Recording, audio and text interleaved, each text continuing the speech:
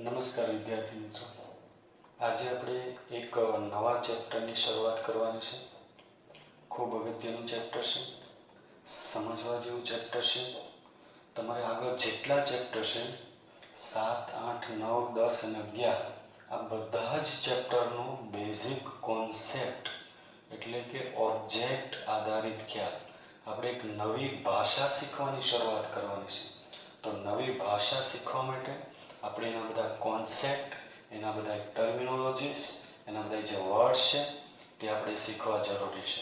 તો આજે આપણે 12મા ધોરણનું 6થું ચેપ્ટર ઓબ્જેક્ટ આધારિત ખ્યાલ એની આજે આપણે શરૂઆત કરવાની છે. ચેપ્ટર 6ની અંદર આપણે જે શીખીશું ધોરણ 12 ગુજરાતી માધ્યમ, વિષય કમ્પ્યુટર, પ્રકરણ 6 ઓબ્જેક્ટ આધારિત ખ્યાલો, કુલ ગુણ 8. બોર્ડની પરીક્ષાની અંદર આમાંથી કુલ 8 માર્કનું પૂછાય છે. એટલે આ ચેપ્ટર અગત્યનું ચેપ્ટર છે, બેઝિક કોન્સેપ્ટવાળું ચેપ્ટર છે. આગળના બધા જ પ્રકરણની અંદર તમને આ બધા જ શબ્દો ઉપયોગી થશે. તો આ ચેપ્ટરની આજે આપણે શરૂઆત કરવાની છે. પહેલો જે કોન્સેપ્ટ છે ઓબ્જેક્ટ આધારિત ખ્યાલ. ઓબ્જેક્ટ આધારિત ખ્યાલ, ચેપ્ટરનું નામ છે ઓબ્જેક્ટ આધારિત ખ્યાલો. ખરેખર ઓબ્જેક્ટ આધારિત ખ્યાલ શું છે એ તમને ચેપ્ટરની અંદર કમ્પ્લીટ સમજ પડી જશે. કોઈ પણ સોફ્ટવેર તમારે ડિઝાઇન કરવો હોય તો એના માટે પ્રોગ્રામિંગ ભાષાની જરૂર પડે, અને કઈ ટાઈપની પ્રોગ્રામિંગ ભાષાનો ઉપયોગ કરી આપણે સોફ્ટવેર ડિઝાઇન કરીશું એ આપણને આ ચેપ્ટર ભણી લીધા પછી આપણને ખબર પડશે કે આપણે કઈ ભાષાનો ઉપયોગ કરીને સોફ્ટવેર બનાવવો પડે, જેથી કરીને ઝડપથી સોફ્ટવેર બનાવી શકીએ, ડિઝાઇન ઝડપથી કરી શકીએ, એનું વિશ્લેષણ ઝડપથી કરી શકીએ. તો આપણે આજે ઇન્ટરનેટ, વેબસાઇટ અને વેબ આધારિત પ્રક્રિયાઓના યુગમાં છીએ કે જ્યાં વિનિયોગનો ઝડપી વિકાસ તેમજ સોર્સ કોડનો પુનઃ ઉપયોગ ઘણો અગત્યનો છે. આજે આપણે ખરેખર એવા ટેકનોલોજી યુગમાં જ છીએ કે જ્યાં આપણે ઝડપથી વેબસાઇટ ડિઝાઇન તૈયાર થાય, ઝડપથી સોફ્ટવેર ડિઝાઇન તૈયાર થાય, ડિઝાઇન તૈયાર થયા પછી એનો સોર્સ કોડ ઝડપથી મેળવી શકીએ, ઝડપથી એમાં એડિટિંગનું કાર્ય કરી શકીએ, એ સૌથી અગત્યનું છે. સોફ્ટવેર સિસ્ટમનું વિશ્લેષણ, ડિઝાઇન અને અમલીકરણમાં ઓબ્જેક્ટ આધારિત પદ્ધતિ કે ક્રિયા નોંધપાત્ર ભૂમિકા ભજવે છે. ઓબ્જેક્ટ આધારિત પદ્ધતિનો ઉપયોગ કરીને બનાવવામાં આવેલા સોફ્ટવેર વધુ વિશ્વસનીય છે અને તેની જાળવણી, પુનઃ ઉપયોગ અને તેના વિકાસનું કાર્ય ખૂબ સરળ છે. જો તમે ઓબ્જેક્ટ આધારિત પ્રોગ્રામિંગ ભાષાનો ઉપયોગ કરી તમે સોફ્ટવેરની ડિઝાઇન કરો, જે સોફ્ટવેર બનાવશો તે વધુ વિશ્વસનીય છે. સૌથી અગત્યનું વાક્ય કે કઈ પ્રકારની પ્રોગ્રામિંગ ભાષાનો ઉપયોગ કરી તમે સોફ્ટવેર ડિઝાઇન કરો તો એ વધુ વિશ્વસનીય છે, તો કે ઓબ્જેક્ટ આધારિત પ્રોગ્રામિંગ ભાષા. અને ઓબ્જેક્ટ આધારિત પ્રોગ્રામિંગ ભાષામાં એનું વિશ્લેષણનું કાર્ય એટલે કે તમે જે આખું એનાલિસિસ કરો છો તે ઝડપથી થશે, ડિઝાઇન પણ બહુ ઇઝીલી થશે અને એનું અમલીકરણ પણ બહુ ઝડપથી થશે. બીજી સૌથી અગત્યની વસ્તુ કે એની જાળવણી, એ કોઈ પણ સોફ્ટવેર ડિઝાઇન કર્યા પછી, ડેવલપ કર્યા પછી એની જાળવણી બહુ અગત્યની હોય. અને ઓબ્જેક્ટ આધારિત પ્રોગ્રામિંગ ભાષાનો ઉપયોગ કરી તમે કોઈ સોફ્ટવેર ડિઝાઇન કરો તો એની જાળવણી, પુનઃ ઉપયોગ અને તેના વિકાસનું કાર્ય પણ કેવું હોય? ખૂબ સરળ હોય છે. આ પ્રકરણમાં આપણે ઓબ્જેક્ટ આધારિત ખ્યાલોની સામાન્ય સમજ આપેલી છે. એટલે કે 6થા ચેપ્ટરની અંદર ઓબ્જેક્ટ આધારિત શું છે એનો બેઝિક કોન્સેપ્ટ સમજાવેલો છે. જાવા પ્રોગ્રામિંગ ભાષાનો ઉપયોગ કરીને આ ખ્યાલોનું અમલીકરણ હવે પછીના પ્રકરણમાં આવરી લેવામાં આવ્યો છે. એટલે કે તમારે ઓબ્જેક્ટ આધારિત પ્રોગ્રામિંગ ભાષા ઘણી બધી છે, પણ એમાંથી આપણા અભ્યાસક્રમમાં જે શીખવાની વસ્તુ છે તે છે જાવા પ્રોગ્રામિંગ ભાષા. અને જાવા પ્રોગ્રામિંગ ભાષાનો ઉપયોગ કરી અને સોફ્ટવેર ડિઝાઇન કરવું એ આપણે આગળના પ્રકરણમાં શીખીશું.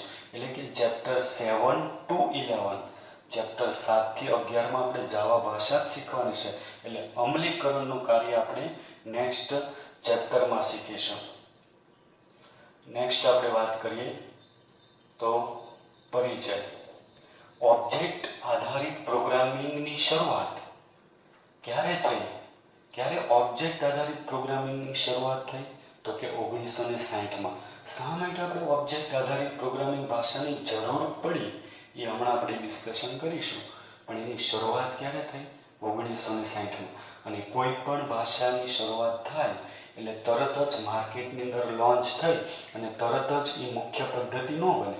એના માટે થોડુંક એના પર રિસર્ચ કરી અને એની કમ્પ્લીટ પદ્ધતિ 1980ના મધ્ય દાયકામાં થઈ. એટલે કે 1980ના દાયકાની મધ્યથી નવા સોફ્ટવેર બનાવવામાં પ્રોગ્રામિંગની તે મુખ્ય પદ્ધતિ બની ગઈ. ઓબ્જેક્ટ આધારિત પ્રોગ્રામિંગ ભાષાની શરૂઆત ક્યારે થઈ? 1960માં. અને મુખ્ય પદ્ધતિ ક્યારે બની?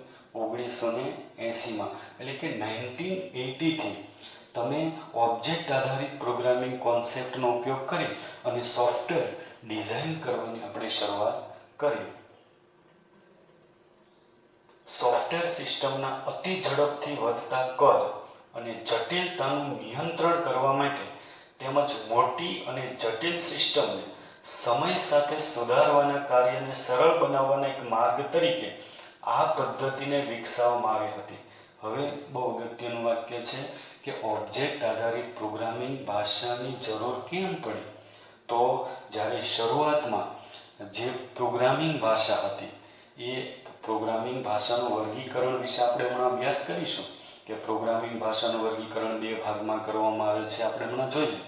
પણ શરૂઆતમાં જે પ્રોગ્રામિંગ ભાષા હતી એમાં કોડની જટિલતા હતી. એટલો જટિલ કોડ હતો કે એમાં જે કરેક્શનનું કાર્ય છે એટલે કે સુધારાનું કાર્ય છે એ પણ ખૂબ અઘરું થઈ જતું.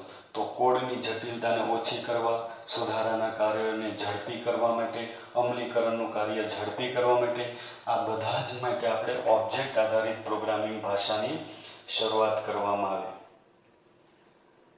ઓબ્જેક્ટ આધારિત ખ્યાલ જે છે એમાં કેટલીક પ્રચલિત પ્રોગ્રામિંગ ભાષાઓ જેવી કે હવે આપણે જોઈએ કે કઈ કઈ ભાષાઓ એવી છે કે જે ઓબ્જેક્ટ આધારિત કોન્સેપ્ટ પર કામ કરે છે. તો એમાં એક ભાષા જે છે તમે નામ સાંભળ્યું છે C++. તમે 10મા ધોરણની અંદર C લેંગ્વેજ શીખીને આવ્યા છો. C લેંગ્વેજ જે છે ઓબ્જેક્ટ આધારિત પ્રોગ્રામિંગ ભાષા નથી. C લેંગ્વેજ જે છે તે પ્રક્રિયાગત પ્રોગ્રામિંગ ભાષા છે. There are two types of programming language. એ આપણે હમણાં ડિસ્કશન કરીશું. પ્રક્રિયાગત પ્રોગ્રામિંગ ભાષા અને ઓબ્જેક્ટ આધારિત પ્રોગ્રામિંગ ભાષા. 2 પ્રકારની પ્રોગ્રામિંગ ભાષા હોય. એમાં જે 10મા ધોરણની અંદર તમે C લેંગ્વેજ શીખીને આવ્યા છો એ પ્રક્રિયાગત પ્રોગ્રામિંગ ભાષા છે. અને નેક્સ્ટ જે લેંગ્વેજ આવે છે C++, જે તમે આગળ એન્જિનિયરિંગમાં પણ શીખશો, તો એ છે ઓબ્જેક્ટ આધારિત પ્રોગ્રામિંગ ભાષા. પછી જાવા, જે આપણા અભ્યાસક્રમમાં છે, જાવા પ્રોગ્રામિંગ ભાષા. ચેપ્ટર 7થી શરૂ કરીને ચેપ્ટર 11 સુધી આપણે જાવા લેંગ્વેજ જ શીખવાની છે. અને જાવા લેંગ્વેજ છે એ ઓબ્જેક્ટ આધારિત પ્રોગ્રામિંગ ભાષા છે. પછી C#, પછી આવશે VB.NET, ASP.NET અને નેક્સ્ટ PHP. આ બધી જે ભાષાઓ જે છે એ ઓબ્જેક્ટ આધારિત પ્રોગ્રામિંગ ભાષા છે. તો ઓબ્જેક્ટ આધારિત પ્રોગ્રામિંગ ભાષા જે છે એનું આ લિસ્ટ છે. એમાં PHP છે, ASP.NET છે, VB.NET છે, વેબસાઇટ ડિઝાઇનિંગ એના ડેટાબેઝ બનાવવા માટે બહુ ઉપયોગી થશે. પછી આપણે નેક્સ્ટ ઓબ્જેક્ટ આધારિત પ્રોગ્રામિંગના બધી ભાષાઓ સમર્થન આપે છે. પછી આપણે ઓબ્જેક્ટ આધારિત જે પ્રોગ્રામિંગ ભાષા છે, પ્રોગ્રામિંગની રીતને આપણે 2 પ્રકારમાં વહેંચી શકીએ. ઓબ્જેક્ટ આધારિત પ્રોગ્રામિંગ ભાષા અને પ્રક્રિયાગત પ્રોગ્રામિંગ ભાષા. આમ 2 પ્રકારની પ્રોગ્રામિંગ ભાષા હોય. કોઈ પણ સોફ્ટવેર તમારે ડિઝાઇન કરવો હોય તો એના માટે પ્રોગ્રામિંગ ભાષાની જરૂર પડે. તો ઘણી બધી માર્કેટની અંદર પ્રોગ્રામિંગ લેંગ્વેજ છે અને એ બધી પ્રોગ્રામિંગ લેંગ્વેજને 2 પાર્ટ્સમાં ડિવાઈડ કરી દેવામાં આવી છે. તો કયા 2 પાર્ટ્સ? તો કે પ્રક્રિયાગત પ્રોગ્રામિંગ, જેને અંગ્રેજીમાં કહીએ structure or procedural programming, and second આવશે ઓબ્જેક્ટ આધારિત પ્રોગ્રામિંગ, જેને આપણે અંગ્રેજીમાં કહીશું ઓબ્જેક્ટ ઓરિએન્ટેડ પ્રોગ્રામિંગ. એટલે પ્રોગ્રામિંગ ભાષા જે છે એનું વર્ગીકરણ કેટલા ભાગમાં કરવામાં આવ્યું છે? બે ભાગમાં, પ્રક્રિયાગત પ્રોગ્રામિંગ ભાષા અને ઓબ્જેક્ટ આધારિત પ્રોગ્રામિંગ ભાષા. તો what is the difference between પ્રક્રિયાગત પ્રોગ્રામિંગ ભાષા એન્ડ ઓબ્જેક્ટ આધારિત પ્રોગ્રામિંગ ભાષા? એટલે કે આ પ્રોસિજરલ પ્રોગ્રામિંગ લેંગ્વેજ અને ઓબ્જેક્ટ ઓરિએન્ટેડ પ્રોગ્રામિંગ લેંગ્વેજ વચ્ચેનો ડિફરન્સ શું છે? તો એમાં આપણે શરૂઆત કરીએ પ્રક્રિયાગત પ્રોગ્રામિંગ ભાષા. પ્રક્રિયાગત પ્રોગ્રામિંગ ભાષા કોને કહેવાય? તો પ્રક્રિયાગત પ્રોગ્રામિંગમાં આપણું કેન્દ્ર બિંદુ ડેટા ઉપરની કાર્યપ્રણાલી તેમજ પ્રક્રિયાઓ લખવામાં કેન્દ્રિત રહે છે. એટલે જો તમે પ્રક્રિયાગત પ્રોગ્રામિંગ ભાષાનો ઉપયોગ કરી કોઈ સોફ્ટવેર ડિઝાઇન કરો તો તમારું કેન્દ્ર બિંદુ, તમારો ફોકસ ફંક્શન્સ અને પ્રોસિજર ઉપર હોય. ફંક્શન્સ એન્ડ પ્રોસિજર એટલે કે કાર્યપ્રણાલી અને તેમજ પ્રક્રિયાઓ, કઈ કાર્યપ્રણાલી છે અને એની પ્રોસિજર કઈ છે એના ઉપર ડિપેન્ડ કરે. ઉદાહરણ તરીકે પુસ્તકાલય વિનિયોગ સોફ્ટવેર માટે આપણે પુસ્તકાલયના વિનિયોગની બધી પ્રક્રિયા બાબત વિચારીશું અને આપણું ધ્યાન ક્યાં કેન્દ્રિત થયેલું હોય? સૌથી અગત્યનું હું તમને એક વસ્તુ કહું કે જો તમે પ્રક્રિયાગત પ્રોગ્રામિંગ ભાષાનો ઉપયોગ કરી અને સોફ્ટવેર ડિઝાઇન કરો તો તમારું કેન્દ્ર બિંદુ બધી કાર્યપ્રણાલી એટલે કે બધી પ્રક્રિયાઓ લખવામાં હોય છે. જેમ કે તમારે લાઇબ્રેરી મેનેજમેન્ટને લગતો સોફ્ટવેર બનાવવો છે કે આખું લાઇબ્રેરીનું મેનેજમેન્ટ છે કોમ્પ્યુટરાઇઝ થાય, એના માટે આપણે લાઇબ્રેરી મેનેજમેન્ટને લગતો પ્રોગ્રામ બનાવવો હોય તો એના માટે અને પાછો તમારે પ્રક્રિયાગત પ્રોગ્રામિંગ ભાષાનો ઉપયોગ કરીને બનાવવો હોય તો તમારે બધી પ્રક્રિયાઓ વિશે વિચારવું પડે. તો લાઇબ્રેરી મેનેજમેન્ટમાં કઈ કઈ પ્રક્રિયાઓનો સમાવેશ થાય? તો અહીંયા ઉદાહરણ તરીકે આપ્યું છે વિદ્યાર્થી નોંધણી એટલે કે વિદ્યાર્થીનું રજિસ્ટ્રેશન કરવાનું. પછી નેક્સ્ટ આવશે પુસ્તક વિતરણ એટલે કે વિદ્યાર્થીઓને બુક ઇસ્યુ કરવી. પછી આવશે પુસ્તક પરત કરવું એટલે કે બુક રિટર્ન કરવું. અને દંડની ગણતરી કરવી એટલે કે ફાઇન કેલ્ક્યુલેશન. એટલે જો તમે લાઇબ્રેરી મેનેજમેન્ટને લગતો સોફ્ટવેર બનાવવો હોય અને તમારે પ્રક્રિયાગત પ્રોગ્રામિંગ ભાષાનો ઉપયોગ કરવો હોય એટલે કે પ્રોસિજરલ પ્રોગ્રામિંગ લેંગ્વેજનો ઉપયોગ કરવો હોય તો તમે એની કાર્યપ્રણાલી અને પ્રક્રિયાઓ વિશે વિચારશો. એનું એક એક્ઝામ્પલ અહીંયા આપ્યું છે કે જો આપણે લાઇબ્રેરી મેનેજમેન્ટને લગતો સોફ્ટવેર બનાવવો હોય અને એ પ્રક્રિયાગત પ્રોગ્રામિંગ ભાષાનો ઉપયોગ કરીને બનાવવો હોય તો તમે આવી બધી પ્રક્રિયાઓ વિશે વિચારી શકો કે વિદ્યાર્થીની નોંધણી કરવી, પુસ્તક વિતરણ કરવું, પુસ્તક પરત કરવું અને જો સમયસર પુસ્તક પરત ન કરે તો દંડની ગણતરી કરવી. આવી બધી પ્રક્રિયા વિશે આપણે વિચારવું પડે. નેક્સ્ટ આપણે જોઈએ ઓબ્જેક્ટ આધારિત પ્રોગ્રામિંગ ભાષા. There are two types of programming language: procedural programming language and object-oriented programming language. તો પ્રક્રિયાગત પ્રોગ્રામિંગ ભાષામાં કેન્દ્ર સ્થાને કોણ હોય? તો કે બધી પ્રક્રિયાઓ હોય. જ્યારે ઓબ્જેક્ટ આધારિત પ્રોગ્રામિંગ ભાષામાં કેન્દ્ર સ્થાને કોણ હોય? તો કે ઓબ્જેક્ટ હોય. જો તમે ઓબ્જેક્ટ આધારિત પ્રોગ્રામિંગ ભાષાનો ઉપયોગ કરી અને સોફ્ટવેર ડિઝાઇન કરો તો તમારા કેન્દ્ર સ્થાને કોણ રહેશે? ઓબ્જેક્ટ રહેશે. તો આપણે એના વિશે થોડુંક સમજીએ કે ઓબ્જેક્ટ આધારિત પદ્ધતિમાં આપણા કેન્દ્ર બિંદુએ ઓબ્જેક્ટ હોય છે કે જે ડેટા તેમજ ક્રિયાત્મકતા એમ બંને એક સાથે ધરાવે છે. પ્રક્રિયાગત પ્રોગ્રામિંગ ભાષામાં ડેટાને અલગ રીતે લખવામાં આવે છે અને એની ક્રિયાત્મકતાને અલગ રીતે લખવામાં આવે છે. જ્યારે ઓબ્જેક્ટ આધારિત પ્રોગ્રામિંગ ભાષામાં ખાલી એક ઓબ્જેક્ટ જ બનાવવામાં આવે છે અને ઓબ્જેક્ટની અંદર ડેટા પણ હોય છે અને એની ક્રિયાત્મકતા પણ હોય છે. તો ડેટા અને ક્રિયાત્મકતાનો સમન્વય કરીને જે ઓબ્જેક્ટ તૈયાર કરવામાં આવે છે અને આપણા કેન્દ્ર સ્થાને કોણ હોય? તો કે ઓબ્જેક્ટ હોય. ઓબ્જેક્ટ આધારિત પ્રોગ્રામિંગ ભાષાનો ઉપયોગ કરીને જ્યારે તમે સોફ્ટવેર ડિઝાઇન કરો છો ત્યારે આપણા કેન્દ્ર સ્થાને કોણ હોય છે? ઓબ્જેક્ટ હોય છે. પુસ્તકાલય વિનિયોગ બનાવવામાં આપણું ધ્યાન વિનિયોગના સમાવેશ વિવિધ ઓબ્જેક્ટ પર કેન્દ્રિત હોય છે. અહીં આપણે કેવા ઓબ્જેક્ટ વિશે વિચારી શકીએ? ધારો કે તમારે લાઇબ્રેરી મેનેજમેન્ટને લગતો સોફ્ટવેર બનાવવો છે ઓબ્જેક્ટ આધારિત પ્રોગ્રામિંગ ભાષાનો ઉપયોગ કરીને તો તમે કયા ઓબ્જેક્ટ વિશે વિચારો? કેમ કે ઓબ્જેક્ટ આધારિત પ્રોગ્રામિંગ ભાષામાં કેન્દ્ર સ્થાને કોણ હોય? ઓબ્જેક્ટ હોય. તો પહેલો ઓબ્જેક્ટ આવશે સ્ટુડન્ટ એટલે કે વિદ્યાર્થી. બીજો ઓબ્જેક્ટ આવશે પુસ્તક એટલે કે બુક. અને ત્રીજો ઓબ્જેક્ટ આવશે ગ્રંથપાલ એટલે કે લાઇબ્રેરિયન. હજુ ઘણા બધા ઓબ્જેક્ટ આવી શકે પણ આવા ઓબ્જેક્ટ વિશે આપણે વિચારી શકીએ. જો તમે લાઇબ્રેરી મેનેજમેન્ટને લગતો સોફ્ટવેર બનાવવા ઈચ્છો છો પણ બે ટાઈપની પ્રોગ્રામિંગ ભાષા હોય, તમે પ્રક્રિયાગત પ્રોગ્રામિંગ ભાષાનો ઉપયોગ કરીને પણ સોફ્ટવેર બનાવો અને ઓબ્જેક્ટ આધારિત પ્રોગ્રામિંગ ભાષાનો ઉપયોગ કરીને પણ સોફ્ટવેર બનાવો છો. જો તમે પ્રક્રિયાગત પ્રોગ્રામિંગ ભાષાનો ઉપયોગ કરીને સોફ્ટવેર બનાવો તો તમારે બધી પ્રક્રિયાઓ વિશે વિચારવાનું હોય, અને જો તમે ઓબ્જેક્ટ આધારિત પ્રોગ્રામિંગ ભાષાનો ઉપયોગ કરીને સોફ્ટવેર બનાવો તો તમારે બધા ઓબ્જેક્ટ વિશે વિચારવાનું હોય. એટલે કે ઓબ્જેક્ટ આધારિત પ્રોગ્રામિંગ ભાષામાં કેન્દ્ર સ્થાને કોણ હોય? ઓબ્જેક્ટ હોય. આવા ઓબ્જેક્ટ એકબીજા સાથે કઈ રીતે સંકળાયેલા છે તે બાબત પણ વિચારવું જોઈએ. એટલે કે ઓબ્જેક્ટ પાછા એકબીજા સાથે સંકળાયેલા પણ હોય છે અને કઈ રીતે સંકળાયેલા હોય છે એ બાબત પણ આપણે વિચારી અને સોફ્ટવેરની ડિઝાઇન તૈયાર કરવી પડે. ઉદાહરણ તરીકે વિદ્યાર્થી પુસ્તકાલયમાં પુસ્તક પરત કરે છે. હવે અહીંયા બે ઓબ્જેક્ટ છે, એક સ્ટુડન્ટ નામનો ઓબ્જેક્ટ અને એક બુક નામનો ઓબ્જેક્ટ. તો આ બંને ઓબ્જેક્ટ પાછા એકબીજા સાથે સંકળાયેલા છે. તો આ રીતના આપણે કોઈ પણ સોફ્ટવેર બનાવીએ, કોઈ પણ એપ્લિકેશન બનાવીએ તો તમે કઈ પ્રોગ્રામિંગ ભાષાનો ઉપયોગ કરીને સોફ્ટવેર બનાવો છો એના આધારે નક્કી કરવામાં આવે છે કે તમારે શેના વિશે વિચારવું પડે. તો નેક્સ્ટ આપણે અભ્યાસ કરીએ કન્ટિન્યુ પાછો. ઓબ્જેક્ટ આધારિત ખ્યાલ. ઓબ્જેક્ટ આધારિત પ્રોગ્રામિંગ ભાષાઓની તાકાત એટલે કે ક્ષમતા પ્રોગ્રામરને વિભાગીય પુનઃઉપયોગમાં લઈ શકાય તેમજ તે પ્રોગ્રામનો વિકાસ કરી શકાય તે પ્રકારનો પ્રોગ્રામનો કોડ લખવાનું સામર્થ્ય પૂરું પાડે છે. જો તમે ઓબ્જેક્ટ આધારિત પ્રોગ્રામિંગ ભાષાનો ઉપયોગ કરી અને સોફ્ટવેર ડિઝાઇન કરો છો તો તમને પ્રોગ્રામ કેવો બનાવવાની ક્ષમતા પૂરી પાડે છે? વિભાગીય કક્ષા. વિભાગીય કક્ષા એટલે મોડ્યુલર ટાઈપનો પ્રોગ્રામ. હવે હું તમને એક એક્ઝામ્પલ આપું.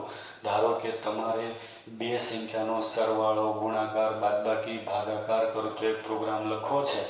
તો તમારી પાસે બે ઓપ્શન છે કે તમે પ્રક્રિયાગત પ્રોગ્રામિંગ ભાષાનો ઉપયોગ કરીને પણ આ પ્રોગ્રામ લખો અને ઓબ્જેક્ટ આધારિત પ્રોગ્રામિંગ ભાષાનો ઉપયોગ કરીને પણ આ પ્રોગ્રામ લખો. જો તમે ઓબ્જેક્ટ આધારિત પ્રોગ્રામિંગ ભાષાનો ઉપયોગ કરીને આ પ્રોગ્રામ લખશો તો તમે આખા પ્રોગ્રામને વિભાગીય કક્ષાનો બનાવી શકો, એટલે કે નાના નાના મોડ્યુલ્સ બનાવી શકો. તમે 4 મોડ્યુલ બનાવો, એડિશન, સબટ્રેક્શન, મલ્ટિપ્લિકેશન અને ડિવિઝન, અને પછી તમે એની અંદર ડિઝાઇન તૈયાર કરો. એટલે સપોઝ તમારે પછી સરવાળો બરાબર નથી થતો તો માત્ર એડિશન મોડ્યુલમાં જ જવાની જરૂર પડે, બીજા કોઈ વિભાગમાં જવાની જરૂર નહીં પડે અને બીજા કોઈ વિભાગને ખલેલ પણ નહીં પહોંચે. એટલે કે એમાં સુધારાનું કાર્ય પણ ઝડપી થશે. તો ઓબ્જેક્ટ આધારિત પ્રોગ્રામિંગ ભાષા પ્રોગ્રામરને પ્રોગ્રામ કેવો બનાવવાની ક્ષમતા પૂરી પાડે છે? વિભાગીય કક્ષાનો, અને પુનઃ ઉપયોગમાં લઈ શકાય અને તેમજ પ્રોગ્રામનો વિકાસ કરી શકાય, એટલે કે એક્ઝિક્યુટેબલ ફાઇલ બનાવવાની પણ સુવિધા પૂરી પાડવામાં આવે છે. પછી સૌથી અગત્યનું હોય, આ ક્ષમતાને કારણે પ્રોગ્રામર હયાત મોડ્યુલમાં ફેરફાર કરી નવા પ્રોગ્રામની રચના કરી શકે છે. એટલે કોઈ પણ એક્ઝિસ્ટિંગ કોઈ મોડ્યુલ હોય, કોઈ ઓલરેડી જે ઉપલબ્ધ મોડ્યુલ હોય એમાં ચેન્જીસ કરી અને નવા પ્રોગ્રામની પણ રચના કરી શકે છે. સોફ્ટવેરના અન્ય ભાગના કોડમાં ખલેલ પહોંચાડ્યા વગર મોડ્યુલમાં ફેરફાર કરવા કે બદલવાની સમર્થતા વડે તે ભાષાઓને લવચિકતા બક્ષે છે. હયાત કોડનો ફરી ઉપયોગ તેમજ હયાત કોડને સુધારીને ઉપયોગ કરીને સોફ્ટવેર બનાવવાની ઝડપ વધારી શકાય છે. એટલે જો તમે ઓબ્જેક્ટ આધારિત પ્રોગ્રામિંગ ભાષાનો ઉપયોગ કરી અને સોફ્ટવેર ડિઝાઇન કરો તો એ સોફ્ટવેર ડિઝાઇનનું કાર્ય ખૂબ જ સરળ રહેશે, ઝડપી રહેશે અને સુધારાનું મેઇન સૌથી અગત્યની વસ્તુ છે કે સુધારાનું કાર્ય. અત્યારે આપણે એવા ટેકનોલોજી યુગમાં છીએ કે જ્યાં સોફ્ટવેરનું ડિઝાઇન તો બનાવી નાખીએ પણ ડિઝાઇન થયા પછી ટાઈમ ટુ ટાઈમ એને આપણે અપડેટ કરતા રહેવું પડે અને અપડેટ કરવાનું કાર્ય ઓબ્જેક્ટ આધારિત પ્રોગ્રામિંગ ભાષામાં કેવું રહેશે? સરળ રહેશે. હવે આપણે એક આકૃતિ દ્વારા સમજીએ કે what is the difference between procedural programming language and object oriented programming language. Object oriented versus procedural programming language. અહીંયા આપણને એક ડાયાગ્રામ આપેલી છે. આ ડાયાગ્રામની અંદર આપણે જોઈ શકીએ કે અહીંયા એક પ્રોગ્રામ આપ્યો છે. આ એડિશન, સબટ્રેક્શન, મલ્ટિપ્લિકેશન અને ડિવિઝન. તો બે સંખ્યાનો સરવાળો કરવા માટેનું એક અલગ મોડ્યુલ, સબટ્રેક્શન માટેનું અલગ મોડ્યુલ, મલ્ટિપ્લિકેશન માટેનું અલગ મોડ્યુલ અને ડિવિઝન માટેનું અલગ મોડ્યુલ. જ્યારે પ્રોસિજરલ પ્રોગ્રામિંગ લેંગ્વેજમાં એક જ બધા જ કોડ અહીંયા આવી જશે. આમાં સરવાળો હશે, ગુણાકાર હશે, બાદબાકી હશે, ભાગાકાર હશે. આમાં જ્યારે સરવાળો બરાબર નહીં થાય તો આની અંદર સુધારાનું કાર્ય કેવું થશે? કોમ્પ્લિકેટેડ. કોમ્પ્લિકેટેડ એટલે ઘાસના ઢગલામાંથી સોય શોધવા બરાબર થશે. જ્યારે આની અંદર સરવાળો નહીં આવે તો માત્ર આપણે એડિશન નામના મોડ્યુલમાં જઈ અને સુધારો કરશું, બીજા કોઈ પણ મોડ્યુલમાં આપણે એને ખલેલ પહોંચાડ્યા વગર. તો આ રીતે તમે જ્યારે ઓબ્જેક્ટ આધારિત પ્રોગ્રામિંગ ભાષાનો ઉપયોગ કરો તો તમે પ્રોગ્રામ વિભાગીય કક્ષાનો બનાવી શકો અને એની અંદર સુધારાનું કાર્ય પણ ઝડપી થશે અને બીજા કોઈ પણ કોડને ખલેલ પહોંચાડ્યા વગર. તો અત્યારે સૌથી અગત્યની કોઈ પ્રોગ્રામિંગ લેંગ્વેજ હોય તો તે છે ઓબ્જેક્ટ આધારિત પ્રોગ્રામિંગ ભાષા. હવે આપણે શીખ્યા ઓબ્જેક્ટ આધારિત ખ્યાલની અંદર થોડાક ટોપિક્સ. ઓબ્જેક્ટ આધારિત પ્રોગ્રામિંગ ઓબ્જેક્ટ પાયાના એકમ તરીકે વાપરે છે. જો તમે ઓબ્જેક્ટ આધારિત પ્રોગ્રામિંગ ભાષાનો ઉપયોગ કરી અને તમે સોફ્ટવેર ડિઝાઇન કરો છો તો તમારા કેન્દ્ર સ્થાને કોણ હોય? તો કે ઓબ્જેક્ટ હોય. એટલે ઓબ્જેક્ટ કેવો એકમ કહેવાય? પાયાનો એકમ કહેવાય. હવે તમને પ્રશ્ન થશે કે ઓબ્જેક્ટ એટલે જ શું? ખરેખર આપણે ચેપ્ટરનું નામ છે ઓબ્જેક્ટ આધારિત ખ્યાલ, તો આપણને ઓબ્જેક્ટ શું એ ખબર હોવી જોઈએ. તો હમણાં આપણે એના વિશે ડિસ્કસ કરીશું. પણ ઓબ્જેક્ટ આધારિત પ્રોગ્રામિંગ ભાષામાં પાયાનો એકમ કોણ હોય? તો કે ઓબ્જેક્ટ હોય. એક સરખા ઓબ્જેક્ટ ક્લાસના ખ્યાલ દ્વારા વર્ગીકરણ કરવામાં આવે છે. આપણે ક્લાસ શું છે એ પણ શીખીશું. એક સરખા ઓબ્જેક્ટ હોય તો એને આપણે ક્લાસ તરીકે ઓળખીશું. કમ્પ્યુટરની જે ભાષાઓ ઓબ્જેક્ટના 4 ચોક્કસ ગુણધર્મ, કમ્પ્યુટરની ઘણી બધી લેંગ્વેજ છે પણ એ જો ચોક્કસ 4 ગુણધર્મો ધરાવે તો જ એને આપણે ઓબ્જેક્ટ આધારિત પ્રોગ્રામિંગ ભાષા કહીએ. તો એ 4 ગુણધર્મો કયા છે તે આપણે શીખવા જેવા છે. એમાં પહેલો ગુણધર્મ છે એબ્સ્ટ્રેક્શન. જો કોઈ પણ પ્રોગ્રામિંગ ભાષા હોય એ આ ગુણધર્મ ધરાવતો હોય. એબ્સ્ટ્રેક્શન એટલે શું એ આપણે નેક્સ્ટ લેક્ચરમાં શીખીશું. પછી આવશે ઇનકેપ્સ્યુલેશન, ત્રીજો આવશે પોલિમોર્ફિઝમ અને ચોથો આવશે ઇનહેરિટન્સ. જો આ 4 ગુણધર્મ કોઈ પણ પ્રોગ્રામિંગ ભાષા હોય એ ઓબ્જેક્ટના 4 ગુણધર્મ ધરાવતી હોય તો એ કોઈ પણ ભાષાને આપણે કેવી ભાષા તરીકે ઓળખીશું? ઓબ્જેક્ટ આધારિત પ્રોગ્રામિંગ ભાષા. તો અહીંયા શીખવા જેવી સૌથી અગત્યની વસ્તુ એ છે કે તમે કોઈ પણ ભાષાને ઓબ્જેક્ટ આધારિત પ્રોગ્રામિંગ ભાષા ક્યારે કહી શકો? તો કે જ્યારે ઓબ્જેક્ટના કેટલા ગુણધર્મ ધરાવતી હોય? 4 ગુણધર્મ ધરાવતી હોય. કયા 4 ગુણધર્મ? એબ્સ્ટ્રેક્શન, ઇનકેપ્સ્યુલેશન, પોલિમોર્ફિઝમ અને ઇનહેરિટન્સ. આ 4 ગુણધર્મ ધરાવતી કોઈ પણ પ્રોગ્રામિંગ ભાષા હોય તો એને આપણે કઈ ભાષા તરીકે ઓળખીશું? ઓબ્જેક્ટ આધારિત પ્રોગ્રામિંગ ભાષા. તો આ 4 ગુણધર્મો શું છે એના વિશે આપણે નેક્સ્ટ લેક્ચરમાં ડિસ્કસ કરીશું. પણ હવે આપણે જે શીખવા જેવી અગત્યની વસ્તુ છે તે છે ઓબ્જેક્ટ. હવે આપણે શું શીખવા જેવું છે? ઓબ્જેક્ટ. કે ખરેખર ઓબ્જેક્ટ કોને કહેવાય? તો આ વાસ્તવિક વિશ્વમાં ઓબ્જેક્ટ એ આ દુનિયા જે વસ્તુઓ વડે બનેલી છે તે વસ્તુ છે. આમાંની કેટલીક વસ્તુઓ વ્યક્તિ, કાર કે કોફીના પ્યાલા જેવા કોઈ ભૌતિક સ્વરૂપમાં હયાતી ધરાવે છે. છોકરા, વાસ્તવિક દુનિયા જેનાથી બનેલી છે તે દરેક વસ્તુને શું કહેવાય? ઓબ્જેક્ટ કહેવાય.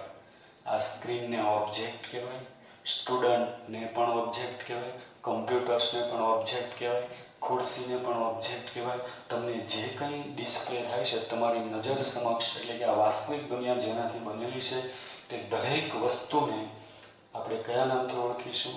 ઓબ્જેક્ટ. ઓબ્જેક્ટ પાછા 2 પ્રકારના હોય.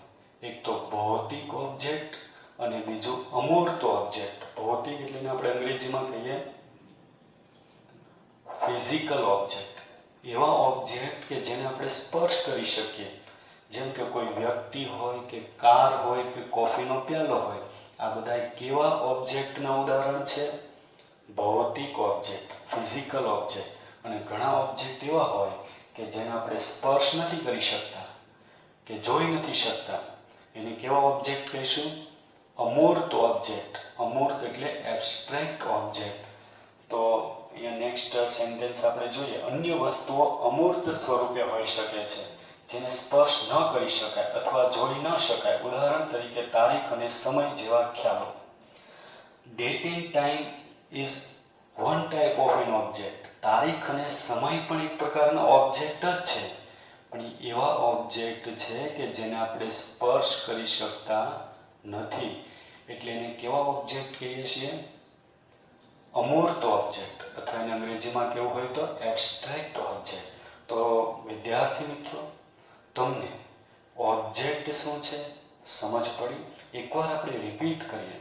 આ વાસ્તવિક દુનિયા જેનાથી બનેલી છે, જે દરેક વસ્તુને આપણે કયા નામથી ઓળખી શકીએ? ઓબ્જેક્ટ. તમારી નજર સમક્ષ તમને જે દેખાય તે દરેક વસ્તુ શું કહેવાય? ઓબ્જેક્ટ કહેવાય. અને ઓબ્જેક્ટ બે પ્રકારના હોય: ભૌતિક ઓબ્જેક્ટ અને અમૂર્ત object. Physical object and abstract object. એવા ઓબ્જેક્ટ કે જેને આપણે સ્પર્શ કરી શકીએ અને જોઈ શકીએ, જેમ કે વ્યક્તિ હોય, કાર હોય કે કોફીનો પ્યાલો હોય, એને આપણે કેવો ઓબ્જેક્ટ કહીશું? ફિઝિકલ ઓબ્જેક્ટ, એટલે કે ભૌતિક ઓબ્જેક્ટ.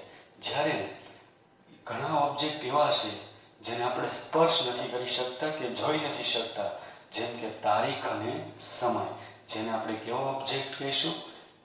એબ્સ્ટ્રેક્ટ અથવા અમૂર્ત ઓબ્જેક્ટ.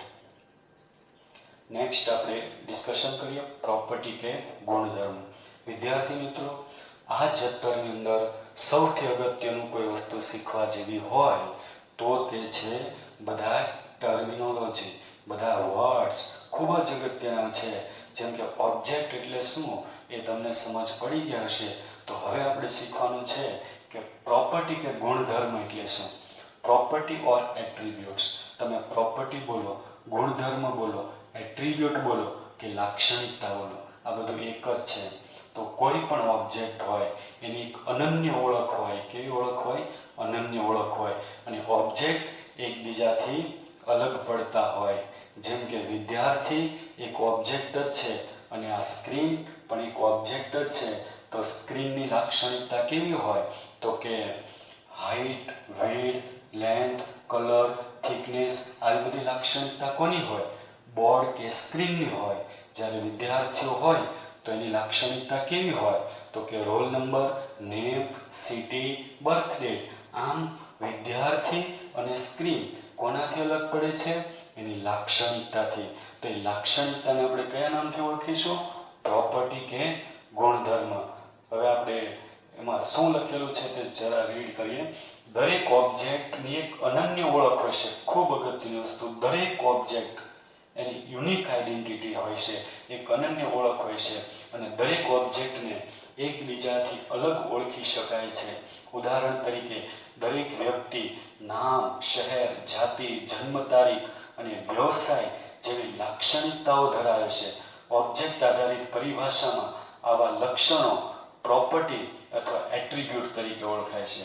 તો ખરેખર લક્ષણો જે છે એને પ્રોપર્ટી કહેવાય અથવા ગુણધર્મ કહેવાય. દરેક ઓબ્જેક્ટની અનન્ય ઓળખ હોય છે. અને ઓબ્જેક્ટ કોનાથી અલગ પડે છે? તો કે એની લાક્ષણિકતાથી અલગ પડે છે. અને લાક્ષણિકતાઓને આપણે કયા નામથી ઓળખીશું? પ્રોપર્ટી કે ગુણધર્મ. અને બીજા શબ્દોમાં કેવું હોય તો એટ્રીબ્યુટ. તો છોકરા, એટ્રીબ્યુટ શબ્દ બોલું, પ્રોપર્ટી શબ્દ બોલું કે ગુણધર્મ બોલું કે લાક્ષણિકતા, બધું એક જ છે. પણ સૌથી અગત્યની વસ્તુ કે એવરી ઓબ્જેક્ટ હેવ યુનિક આઈડેન્ટિટીઝ. દરેક ઓબ્જેક્ટની એક અનન્ય ઓળખ હોય છે. અને ઓબ્જેક્ટ કોનાથી અલગ પડતા હોય છે? એની લાક્ષણિકતાઓથી. અને લાક્ષણિકતાઓને આપણે કયા નામથી ઓળખીશું? પ્રોપર્ટી અથવા એટ્રીબ્યુટ. નેક્સ્ટ શબ્દ આપણે શીખવાનો છે સ્ટેટ. સૌથી અગત્યનો શબ્દ સ્ટેટ. સ્ટેટ એટલે શું? તો કે લાક્ષણિકતાની કિંમત. લાક્ષણિકતાની કિંમતને આપણે કયા નામથી ઓળખીશું? સ્ટેટ. હવે હું તમને એક સિમ્પલ એક્ઝામ્પલ આપું કે જ્યારે વિદ્યાર્થીઓ અહીંયા બધા બેઠા હોય તો બધા વિદ્યાર્થીઓની લાક્ષણિકતા કેવી હોય? સમાન હોય. લાક્ષણિકતા સમાન હોય, પણ લાક્ષણિકતાની કિંમત કેવી હોય? અલગ અલગ હોય. મેં તમને હમણાં કીધું એમ, દરેક ઓબ્જેક્ટની કેવી ઓળખ હોય? અનન્ય ઓળખ હોય. અને ઓબ્જેક્ટ કોનાથી અલગ પડે? લાક્ષણિકતાથી અલગ પડે. પણ વિદ્યાર્થીઓ જેટલા બેઠા હોય એ બધા વિદ્યાર્થીઓની તો લાક્ષણિકતા કેવી હોય? સમાન હોય. બધા વિદ્યાર્થીના રોલ નંબર લાક્ષણિકતા હોય, બધા વિદ્યાર્થીને નેમ લાક્ષણિકતા હોય, બધા વિદ્યાર્થીને સિટી લાક્ષણિકતા હોય, બધા વિદ્યાર્થીને જેન્ડર લાક્ષણિકતા હોય ને. તો એક વસ્તુ છે કે એમ અહીંયા જેટલા વિદ્યાર્થીઓ બેઠા હોય બધાની લાક્ષણિકતા તો સેમ છે. તો એવા વિદ્યાર્થીઓ કોનાથી અલગ પડે? તો કેમ કે દરેક ઓબ્જેક્ટને અનન્ય ઓળખ હોય અને દરેક ઓબ્જેક્ટ એકબીજાથી અલગ પડતા હોય. પણ જ્યારે લાક્ષણિકતા સમાન હોય એવા ઓબ્જેક્ટ કોનાથી અલગ પડે? સ્ટેટથી. સ્ટેટ એટલે લાક્ષણિકતાની કિંમત. અહીંયા દરેક વિદ્યાર્થીઓ બેઠેલા છે, બધાને રોલ નંબર લાક્ષણિકતા છે, પણ રોલ નંબરની જે કિંમત છે એ કેવી હશે? અલગ અલગ હશે. તો એની અંદર જે લખેલું છે ટેક્સ્ટ બુક પ્રમાણે આપણે થોડોક સમજવાનો પ્રયત્ન કરીએ. એક વ્યક્તિને બીજી વ્યક્તિથી અલગ પાડવા માટે આપણે તેની લાક્ષણિકતાની કિંમતનો ઉપયોગ કરીએ છીએ. વ્યક્તિની વાત કરીએ આપણે તો દરેક વ્યક્તિ ઓબ્જેક્ટ છે અને દરેક વ્યક્તિની લાક્ષણિકતા સમાન હોય. તો એ વ્યક્તિની અનન્ય ઓળખ માટે આપણે કોનો ઉપયોગ કરવો પડે? તો કે લાક્ષણિકતાની કિંમતનો. રામ અને શ્યામ નામ બે અલગ અલગ વ્યક્તિઓની ઓળખ આપે છે, પણ જ્યારે બે વ્યક્તિઓના નામ એક જ હોય ત્યારે જન્મ તારીખ જેવી અન્ય લાક્ષણિકતાની મદદથી આપણે તેમને અલગ પાડી શકીએ છીએ. આ રીતે ઓબ્જેક્ટને ઓળખવા માટે આપણે આ લાક્ષણિકતાની કિંમત વાપરીએ છીએ. આ કિંમતો સ્ટેટ તરીકે ઓળખાય. તો વોટ ઇઝ સ્ટેટ? સ્ટેટ એટલે શું? લાક્ષણિકતાની કિંમત. સમજ પડે છે ને? લાક્ષણિકતાની કિંમતને આપણે કયા નામથી ઓળખીશું? સ્ટેટ. આ શબ્દો બધા જે શીખવાના છે વિદ્યાર્થી મિત્રો, એ શબ્દો બહુ અગત્યના છે. પછી નેક્સ્ટ આપણે જોઈએ બિહેવિયર. બિહેવિયર એટલે ગુજરાતીમાં એને વર્તણૂક કહેવાય. અને કોઈ પણ ઓબ્જેક્ટ હોય એના બિહેવિયર હોય છે. કોઈ પણ ઓબ્જેક્ટ હોય ને બિહેવિયર હોય છે. જેમ કે વિદ્યાર્થીઓ મિત્રો બિહેવિયરથી સ્ટેટ બદલાય, બિહેવિયરથી સ્ટેટ બદલાય. આ વાક્ય બહુ અગત્યનું છે, પણ એ વાક્ય તમને હમણાં નહીં સમજ પડે. હું થોડું બિહેવિયર વિશે સમજાવું. ધારો કે કોઈ વ્યક્તિ છે એ જન્મ લે, નામ ધારણ કરે, શાળામાં પ્રવેશ લે. આ એના બિહેવિયર છે. બીજું ઉદાહરણ આપું કે તમે ધોરણ 11માં ભણતા હતા, ધોરણ 11મું તમે પાસ કર્યા એટલે હવે તમે 12મા ધોરણની અંદર આવો છો. તો 11મા ધોરણમાંથી 12મા ધોરણમાં આવવું એટલે તમારું બિહેવિયર બદલાવું. અત્યાર સુધી તમે સ્ટાન્ડર્ડ લાક્ષણિકતાની કિંમત 11 લખતા હતા, હવે તમે સ્ટાન્ડર્ડ લાક્ષણિકતાની કિંમત લખશો 12. જે કિંમત લખો એને સ્ટેટ કહેવાય. પહેલા સ્ટાન્ડર્ડ 11 લખતા, હવે સ્ટાન્ડર્ડ 12 લખો છો. તો આ કિંમત બદલવાનું કારણ શું? તો કે બિહેવિયર. તો બિહેવિયરથી શું બદલાય? સ્ટેટ બદલાય. બિહેવિયરથી શું બદલાય? State. Behaviour is also known as method. બિહેવિયરને તમારે બીજા શબ્દોમાં બોલવું હોય તો કયા શબ્દોમાં બોલી શકો? મેથડ. બિહેવિયરને અન્ય કયા નામથી ઓળખવામાં આવે? મેથડ. હું મેથડ બોલું, બિહેવિયર બોલું, ઓપરેશન બોલું, બધું એક જ છે. તો હવે ટેક્સ્ટ બુક પ્રમાણે આપણે થોડુંક રીડ કરીએ કે બિહેવિયર એટલે શું. તો કે ઓબ્જેક્ટ સાથે બિહેવિયર સંકળાયેલ હોય છે. કોઈ પણ ઓબ્જેક્ટ હોય એની સાથે બિહેવિયર હંમેશા સંકળાયેલ હોય છે. ઉદાહરણ તરીકે વ્યક્તિ જન્મ લે છે, નામ મેળવે છે અને સ્થાન બદલે છે. બિહેવિયર મેથડ તરીકે પણ ઓળખાય છે. Behaviour is also known as method. તમે બિહેવિયર બોલો, મેથડ બોલો, બધું એક જ છે. ઓબ્જેક્ટની કિંમત તેના બિહેવિયરને કારણે બદલાય છે. મેં હમણાં કીધું એમ, અત્યારે સ્ટાન્ડર્ડ 11 લખતા, હવે તમે 12મા ધોરણમાં આવ્યા એટલે કે તમારું બિહેવિયર બદલાવાનું, એટલે તમે સ્ટાન્ડર્ડની કિંમત શું લખો છો? હવે 12. એટલે ઓબ્જેક્ટની કિંમત કોનાથી બદલાય છે? બિહેવિયરથી.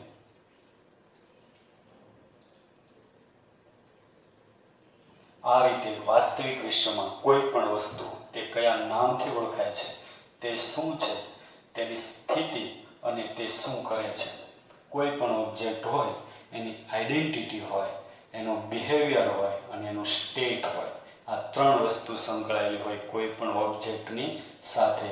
Identity, behaviour and state. Next આપણે વાત કરીએ તો નેક્સ્ટ જે શબ્દ છે શબ્દનું નામ છે ડેટા ફિલ્ડ.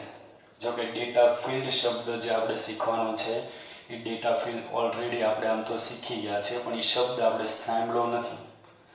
પણ અત્યાર સુધીમાં જે કંઈ આપણે ડિસ્કશન કર્યું એમાં ડેટા ફિલ્ડ જે શીખવાનું છે એના વિશે આવી ગયું છે. તો હું તમને એક વાક્ય બોલીને સમજાવું, ધ્યાનથી સાંભળો. ઓબ્જેક્ટ આધારિત પ્રોગ્રામિંગ ભાષામાં ઓબ્જેક્ટનું વર્ણન કરતી જુદી જુદી લાક્ષણિકતાઓને ડેટા ફિલ્ડ કહેવાય. સપોઝ તમે સ્ટુડન્ટ એક ઓબ્જેક્ટ છે, તમે ઓબ્જેક્ટ આધારિત પ્રોગ્રામિંગ ભાષાનો ઉપયોગ કરી અને સ્ટુડન્ટ નામના ઓબ્જેક્ટનું વર્ણન કરવું હોય તો તમે કઈ કઈ લાક્ષણિકતા ઉપયોગમાં લેશો? તો કે roll number, name, city, birth date, gender, આ બધી શું કહેવાય? લાક્ષણિકતા. અને લાક્ષણિકતાને ડેટા ફિલ્ડ કહેવાય. તો લાક્ષણિકતા બોલો, એટ્રીબ્યુટ બોલો, પ્રોપર્ટી બોલો, ગુણધર્મ બોલો, ડેટા ફિલ્ડ બોલો, બધું એક જ છે. તો બીજા શબ્દોમાં ફરીથી તમને આની ડેફિનેશન આપવી હોય તો આપણે આપી શકીએ કે ઓબ્જેક્ટ આધારિત પ્રોગ્રામિંગ ભાષામાં ઓબ્જેક્ટનું વર્ણન કરતી જુદી જુદી લાક્ષણિકતાઓને કયા નામથી ઓળખીશું આપણે? Data field. ઓબ્જેક્ટ આધારિત પ્રોગ્રામિંગમાં ઓબ્જેક્ટનું વર્ણન કરતી જુદી જુદી લાક્ષણિકતાઓ ડેટા ફિલ્ડ તરીકે પણ ઓળખવામાં આવે છે. તો ડેટા ફિલ્ડ પછી આપણે નેક્સ્ટ શબ્દ જે અગત્યનો શબ્દ છે મેમ્બર કે feature. What is member or feature? Member કે ફીચર એટલે શું? તો તમને ડેટા એટ્રીબ્યુટ તો ખબર જ છે. એટ્રીબ્યુટ એટલે શું ખબર છે ને? દરેક ઓબ્જેક્ટની કેવી ઓળખ હોય? અનન્ય ઓળખ હોય. ઓબ્જેક્ટ કોનાથી અલગ પડે? લાક્ષણિકતાથી અલગ પડે. એ લાક્ષણિકતાઓને આપણે શું કહીએ છીએ? એટ્રીબ્યુટ કહીએ છીએ. તો ડેટા એટ્રીબ્યુટ ખબર પડે ને? પછી આપણે એક બીજો શબ્દ શીખી ગયા, બિહેવિયર. બિહેવિયર એટલે શું એ પણ ખબર છે ને? કોઈ પણ ઓબ્જેક્ટ હોય એની સાથે બિહેવિયર સંકળાયેલું હોય. કોઈ વ્યક્તિ હોય, જન્મ લે, નામ ધારણ કરે, શાળામાં પ્રવેશ કરે તો એના બિહેવિયર થયા. તો ડેટા એટ્રીબ્યુટ અને બિહેવિયર કે મેથડ બંનેનો એક સાથે ઉપયોગ કરવો એટલે શું બને? મેમ્બર કે ફીચર્સ. તો ટેક્સ્ટ બુકના જે વાક્યો છે એ આપણે એકવાર જોઈ લઈએ. ઓબ્જેક્ટ સાથે સંકળાયેલા વિવિધ ડેટા એટ્રીબ્યુટ અને બિહેવિયર મેથડને સામૂહિક રીતે તેના મેમ્બર કે ફીચર તરીકે ઓળખવામાં આવશે. તો ડેટા એટ્રીબ્યુટ અને બિહેવિયર કે મેથડનો સામૂહિક ઉપયોગ જેને આપણે કયા નામથી ઓળખીશું? મેમ્બર કે ફીચર્સ. પછીનો જે શબ્દ છે તે આપણે પહેલાં તો જોઈ લઈએ કે અર્થપૂર્ણ ઓબ્જેક્ટ. છોકરા તમે હવે તો તમને ખ્યાલ જ છે કે કોઈ પણ સોફ્ટવેર બનાવવો હોય, એપ્લિકેશન બનાવવી હોય તો એના માટે સૌથી અગત્યની વસ્તુ છે પ્રોગ્રામિંગ ભાષા. પ્રોગ્રામિંગ ભાષાનું વર્ગીકરણ કેટલા ભાગમાં કરવામાં આવે છે? 2. પ્રક્રિયાગત પ્રોગ્રામિંગ ભાષા અને ઓબ્જેક્ટ આધારિત પ્રોગ્રામિંગ ભાષા.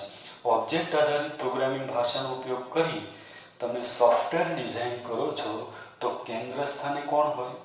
ઓબ્જેક્ટ હોય. અને જ્યારે હું તમને એક એક્ઝામ્પલ આપું કે સપોઝ આપણે સ્કૂલ મેનેજમેન્ટને લગતો સોફ્ટવેર બનાવવો છે.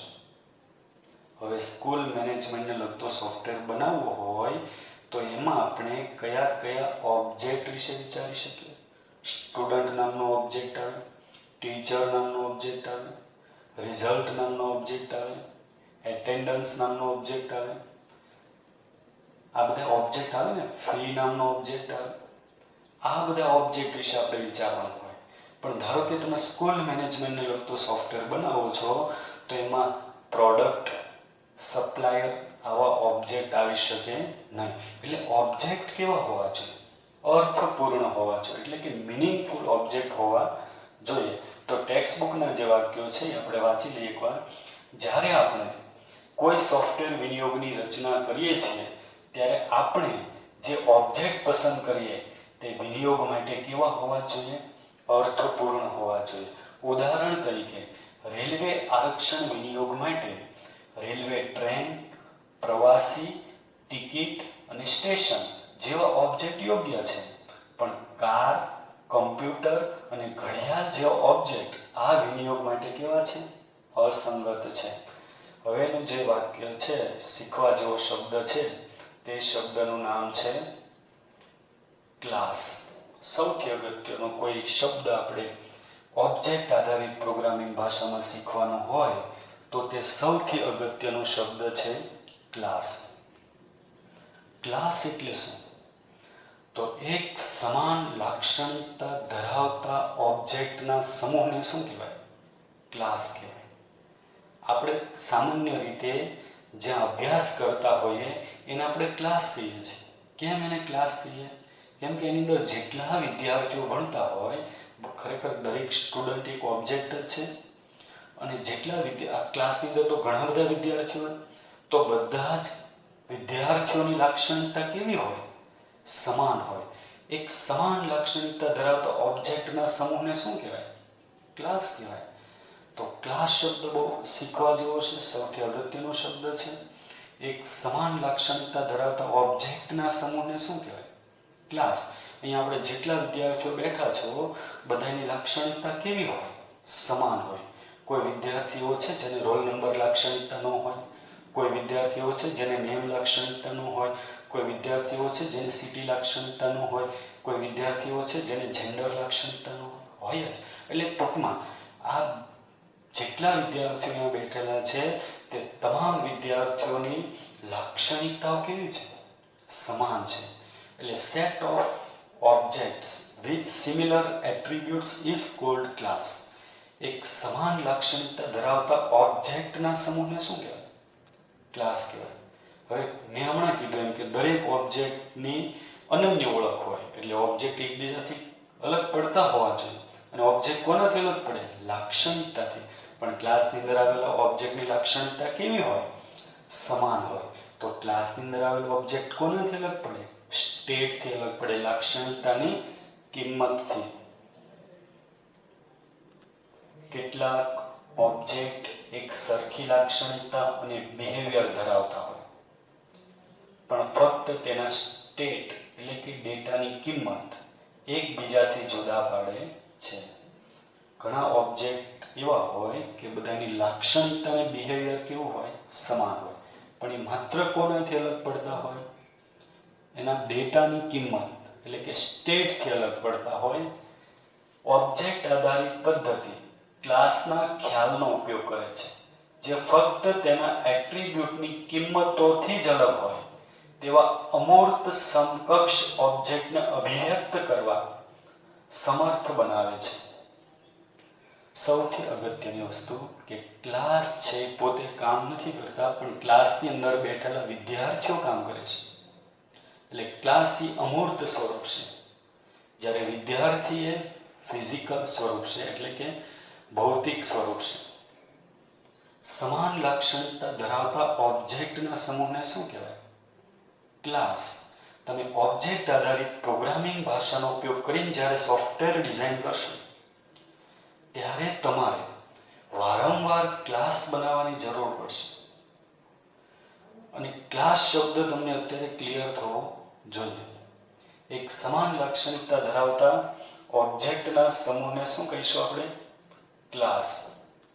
હજુ આપણે ક્લાસ વિશે થોડુંક શીખીએ તો ક્લાસને અનેક જુદા જુદા ઓબ્જેક્ટની એક બ્લુપ્રિન્ટ તરીકે ગણી શકાય. ક્લાસ એક બ્લુપ્રિન્ટ છે. કોની બ્લુપ્રિન્ટ છે? તો કે ઘણા બધા ઓબ્જેક્ટ, એટલે કે જુદા જુદા ઓબ્જેક્ટની એક બ્લુપ્રિન્ટ છે. અને એને ટેમ્પલેટ પણ કહેવાય. તો ક્લાસ એ સમાન લક્ષણો ધરાવતા બહુવિધ ઓબ્જેક્ટનો એક ટેમ્પલેટ છે. તે એક સમાન એટ્રીબ્યુટ અને બિહેવિયર ધરાવતા વિવિધ ઓબ્જેક્ટનું એક જૂથ છે. ક્લાસ શું છે?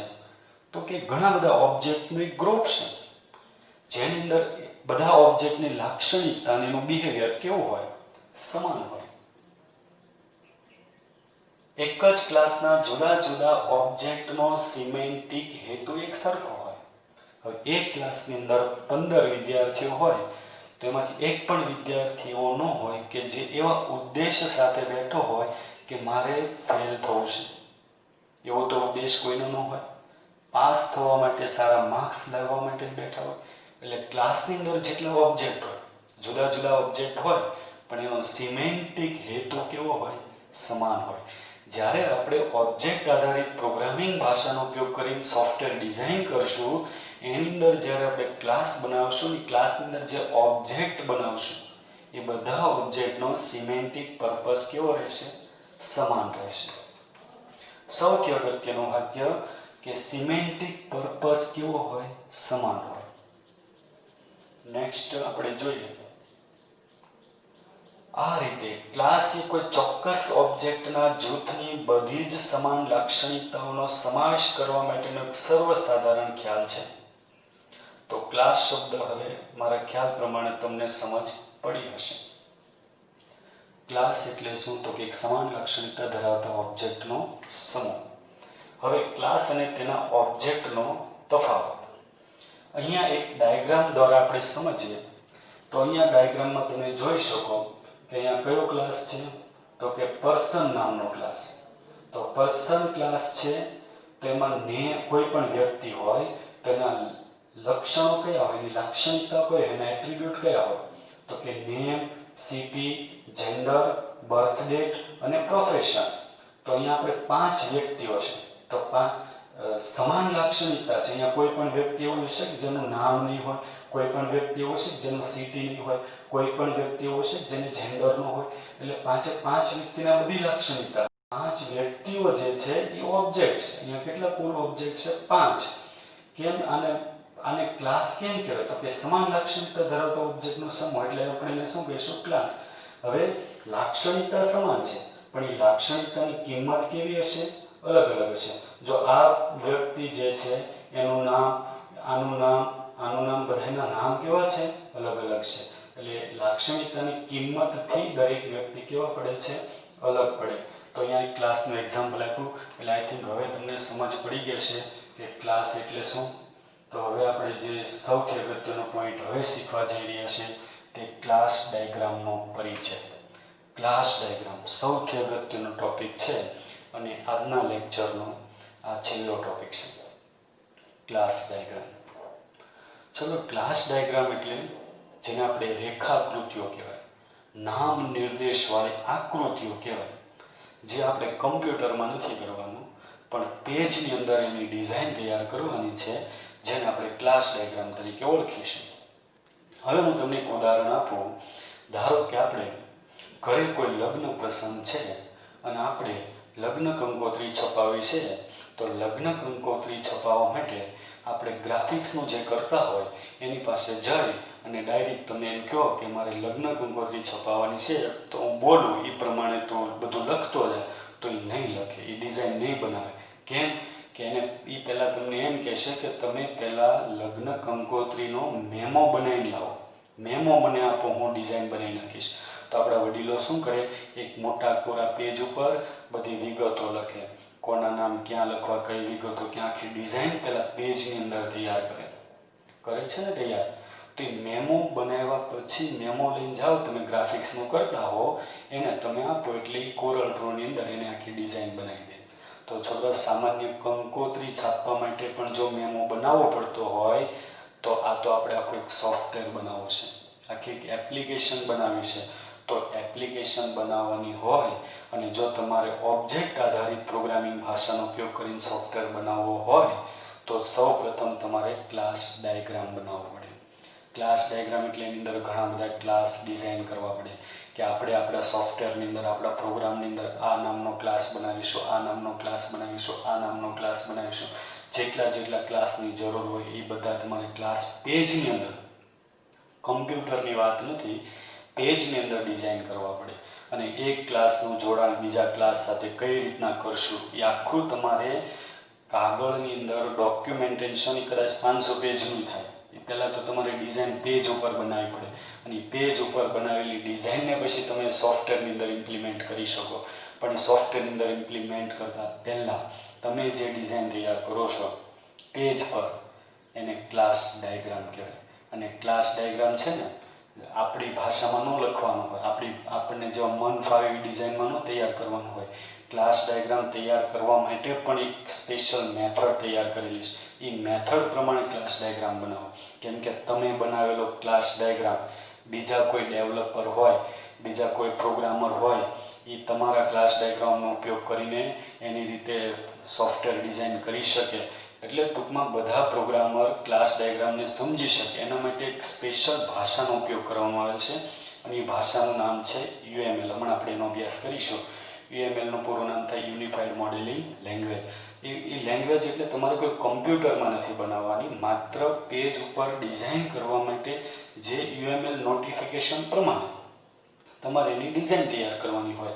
તો ટેક્સ્ટ બુક પ્રમાણે આપણે જે લખ્યું છે એ પ્રમાણે પહેલાં થોડાક વાક્યો વાંચતા જઈએ અને સમજતા જઈએ. ક્લાસ ડાયાગ્રામ શું છે ખરેખર? તો ક્લાસ ડાયાગ્રામ અનેક ક્લાસનો સમૂહ છે કે જેની અંદર ઘણા બધા ક્લાસ હોય, એની અંદર અવરોધો હોય. અવરોધો એટલે કન્સ્ટ્રેન્ટ્સ, જે હમણાં આપણે જ્યારે ડિઝાઇન કરીશું, જ્યારે 8મા ચેપ્ટરની અંદર ક્લાસ બનાવતા શીખીશું ત્યારે તમને એમના અવરોધો પણ સમજ પડશે. અને જુદા જુદા ક્લાસ વચ્ચેના સંબંધની સ્થિતિ રજૂ કરે છે. ક્લાસ ડાયાગ્રામ શું રજૂ કરે? તો કે એના ક્લાસનો સમૂહ, અવરોધો અને ક્લાસ વચ્ચેના સંબંધની સ્થિતિ રજૂ કરે છે. નેક્સ્ટ આપણે રીડ કરીએ UML. UMLનું પૂરું નામ થાય યુનિફાઈડ મોડેલિંગ લેંગ્વેજ. તો આ UML એક એવી લેંગ્વેજ છે કે જેની અંદર બધા નોટિફિકેશન લખ્યા, બધા નોટેશન આપેલા હોય કે આ પ્રમાણે તમે ક્લાસ ડાયાગ્રામ બનાવી શકો, આ પ્રમાણે ક્લાસ ડાયાગ્રામ બનાવી શકો. તો UML જે છે એ ક્લાસ ડાયાગ્રામ બનાવવા માટેની ભાષા છે. તો યુનિફાઈડ મોડેલિંગ લેંગ્વેજનો ઉપયોગ ઓબ્જેક્ટ આધારિત સોફ્ટવેરની પ્રતિકૃતિ, સૌથી અગત્યનું કે એનું મોડેલ તૈયાર કરવા માટે પ્રતિકૃતિ તૈયાર કરવામાં કરી શકાય છે, જે વિનિયોગની રચના તૈયાર કરવામાં મદદરૂપ થાય. તમારે કોઈ સોફ્ટવેર બનાવવો હોય તો તમારે એના માટેની આખી પહેલાં પ્રતિકૃતિ તૈયાર કરવી પડે, એની ક્લાસ ડાયાગ્રામ બનાવવો પડે. અને ક્લાસ ડાયાગ્રામ ડિઝાઇન કરવા માટે એ પાછું ઓબ્જેક્ટ આધારિત પ્રોગ્રામિંગ ભાષામાં ક્લાસ ડાયાગ્રામ ડિઝાઇન કરવા માટે તમને કઈ ભાષા ઉપયોગી થશે? UML. UMLનું પૂરું નામ થશે યુનિફાઈડ મોડેલિંગ લેંગ્વેજ. નેક્સ્ટ આપણે એક વર્ડ શીખીએ, પણ એ પહેલાં એક સેન્ટેન્સ લખ્યું છે, જોઈ લઈએ. UML સોફ્ટવેર વિનિયોગના વિવિધ પાસાઓ રજૂ કરવા માટે નામ નિર્દેશવાળી અનેક આકૃતિઓ જણાવે છે. UML શું છે? નામ નિર્દેશવાળી અનેક આકૃતિઓ, એટલે કે એની અંદર ક્લાસના નામ આપેલા કે આ નામનો ક્લાસ, આ નામનો ક્લાસ, આ ક્લાસ આની સાથે જોડાયેલો છે. એ નામ નિર્દેશવાળી જે આકૃતિઓનો સમૂહ. પછી નેક્સ્ટ આપણે જોઈએ જે સૌથી અગત્યનો પણ શબ્દ છે OMG. તો OMG નું પૂરું નામ થાય ઓબ્જેક્ટ મેનેજમેન્ટ ગ્રુપ.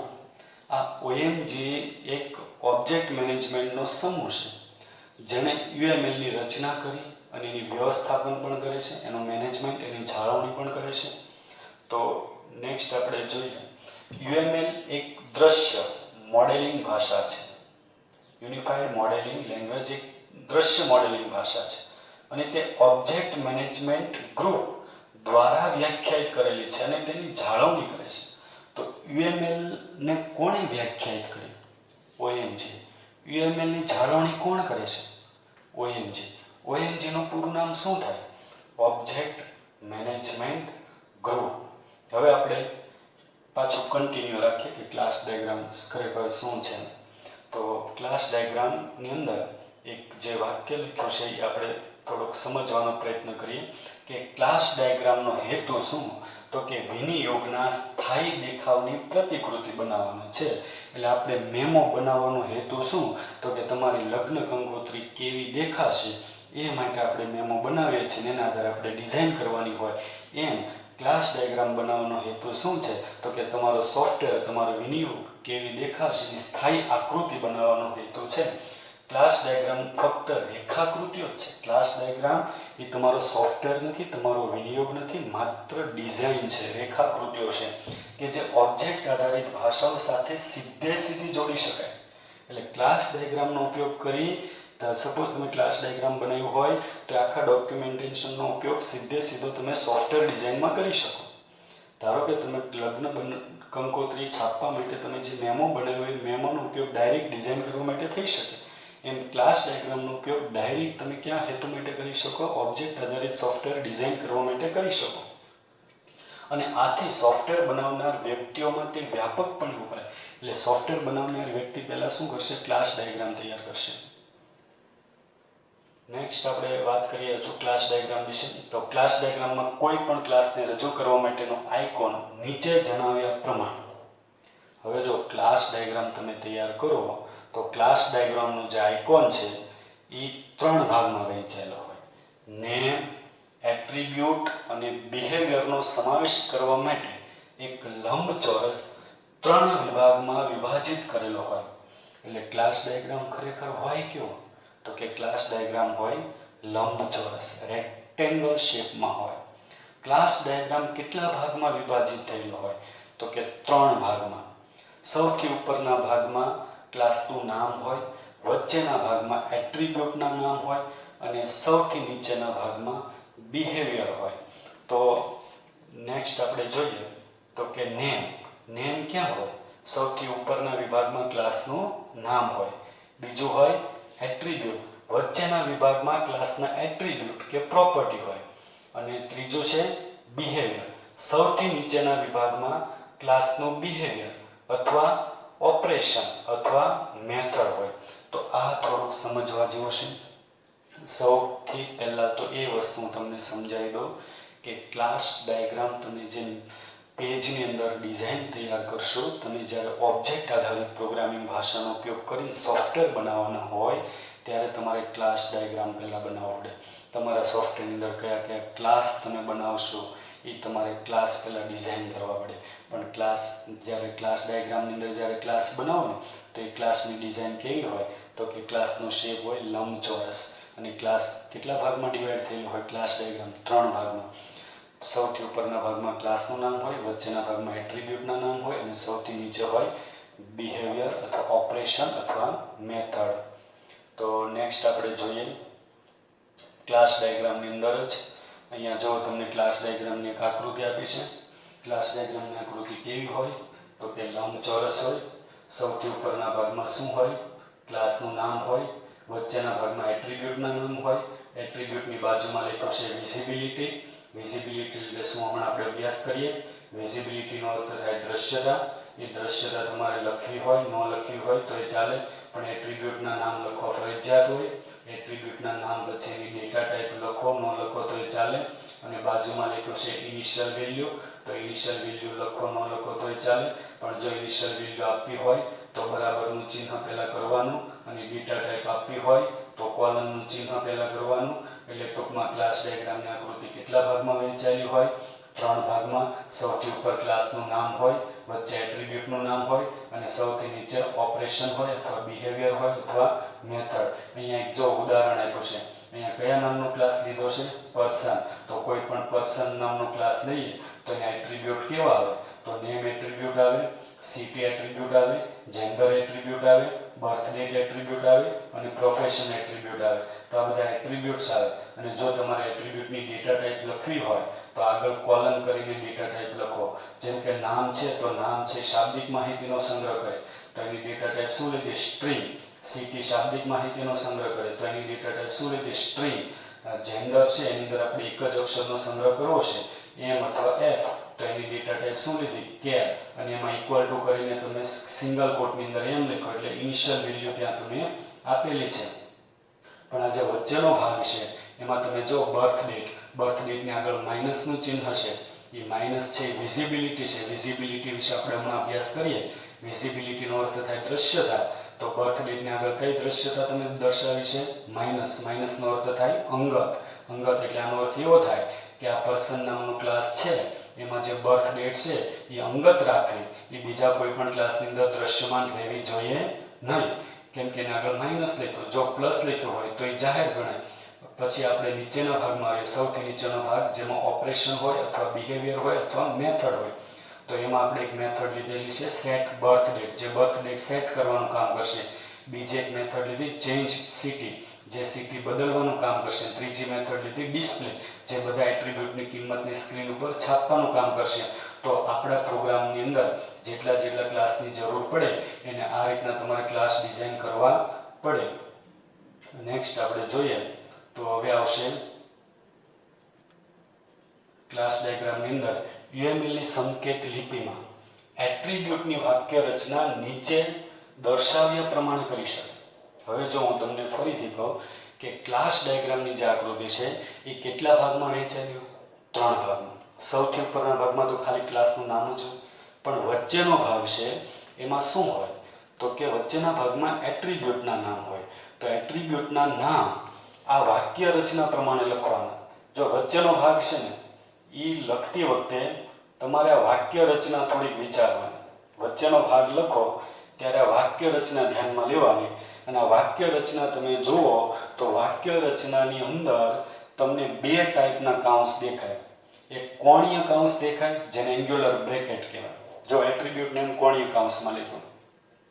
બીજો તમને કાઉન્સ દેખાય ચોરસ કાઉન્સ જેને સ્ક્વેર બ્રેકેટ કહેવાય.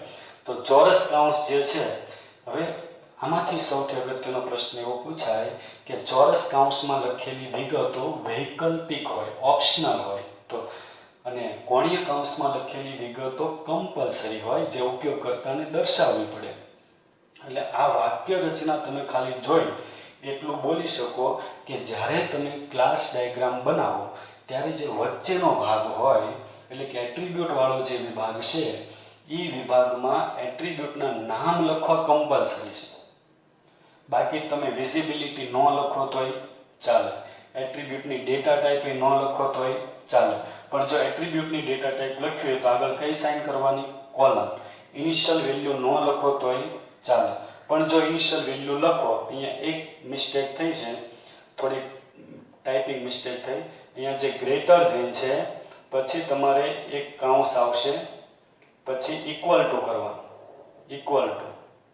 ઇક્વલ ટુ અને ઇનિશિયલ વેલ્યુ. એટલે ટૂંકમાં ઇનિશિયલ વેલ્યુ તમે લખો તો ઇક્વલ ટુ સાઇન પહેલાં કરવાની અને ઇનિશિયલ વેલ્યુ લખવી કમ્પલસરી નથી. તો આ વાક્ય રચના પ્રમાણે કઈ વિગતો લખવી ફરજિયાત છે? તો એટ્રીબ્યુટનું નામ લખવું ફરજિયાત છે. બાકીની બધી વિગતો કેવી છે? વૈકલ્પિક છે, ન લખો તોય ચાલે. પણ જો તમારે એટ્રીબ્યુટની ડેટા ટાઈપ લખવી તો આગળ કઈ સાઇન કરવાની? કોલન.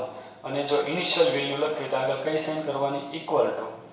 હવે અહીંયા જે લખ્યું છે અહીં ચોરસ કાઉન્સની જોડીમાં લખવામાં આવેલી બાબત વૈકલ્પિક છે અને કોણીય કાઉન્સની જોડીમાં લખેલી બાબતની કિંમત વપરાશકર્તાએ જણાવવી પડે છે. એટલે એક સૌથી અગત્યની વસ્તુ પાછી એ છે કે તમે જ્યારે ક્લાસ ડાયાગ્રામ બનાવો એમાં જે વચ્ચેનો ભાગ તૈયાર કરો તો આ સિન્ટેક્સ પ્રમાણે, વાક્ય રચના પ્રમાણે કરવાનો. એમાં ચોરસ કાઉન્સની વિગતો વૈકલ્પિક છે, એ ન કરો તો ચાલે, અને કોણીય કાઉન્સની વિગતો કમ્પલસરી છે જે તમારે લખવી પડે. તો વચ્ચેનો ભાગ છે એમાં એટ્રીબ્યુટના નામ ફરજિયાત આવે, બાકી ડેટા ટાઈપ ન લખો તોય ચાલે, ઇનિશિયલ વેલ્યુ ન લખો તોય ચાલે, વિઝિબિલિટી ન લખો તોય ચાલે. હવે નેક્સ્ટ આપણે જણાવીએ તો હવેનો જે ટોપિક છે તે તમને ખ્યાલ આવશે કે ખરેખર વિઝિબિલિટી એટલે શું. તો નેક્સ્ટ ટોપિક આપણે જોઈએ દ્રશ્યતા. વિઝિબિલિટીને ગુજરાતીમાં કહેવાય દ્રશ્યતા. અને વિઝિબિલિટી કેટલા પ્રકારની હોય? 4 પ્રકારની. એક આવશે અંગત. અંગતને આપણે ગુજરાતીમાં, અંગ્રેજીમાં કહીશું પ્રાઇવેટ. જો તમારે અંગત દ્રશ્યતા આપવી હોય તો કયા ચિહ્નનો ઉપયોગ કરશો? માઇનસ. બીજી વિઝિબિલિટી જોઈએ આપણે સુરક્ષિત. સુરક્ષિત એટલે પ્રોટેક્ટેડ. જો તમારે પ્રોટેક્ટેડ દ્રશ્યતા આપવી હોય તો કઈ સાઇનનો ઉપયોગ કરશો? હેશટેગ. પછી નેક્સ્ટ આવશે જાહેર એટલે કે પબ્લિક. એ દ્રશ્યતા આપવા માટે કોનો ઉપયોગ કરી શકો? પ્લસ. અને ચોથું આવશે પેકેજ. પેકેજ દ્રશ્યતા આપવી હોય તો કોનો ઉપયોગ કરી શકો? ટિલ્ડ સાઇન અથવા ટાઇલ્ડ બોલો તોય ચાલે. તો આ 4 પ્રકારની વિઝિબિલિટી એટલે કે દ્રશ્યતા હોય. હવે ધારો કે તમને એમ થાય છે કે આ ક્લાસના આ એટ્રીબ્યુટ બીજા કોઈ ક્લાસની અંદર વિઝિબલ ન રહેવા જોઈએ, એટલે ડિસ્પ્લે ન થવા જોઈએ, એટલે કે દ્રશ્યમાન ન રહેવા જોઈએ, તો એને આગળ કઈ સાઇન મૂકી દેવાની? માઇનસ.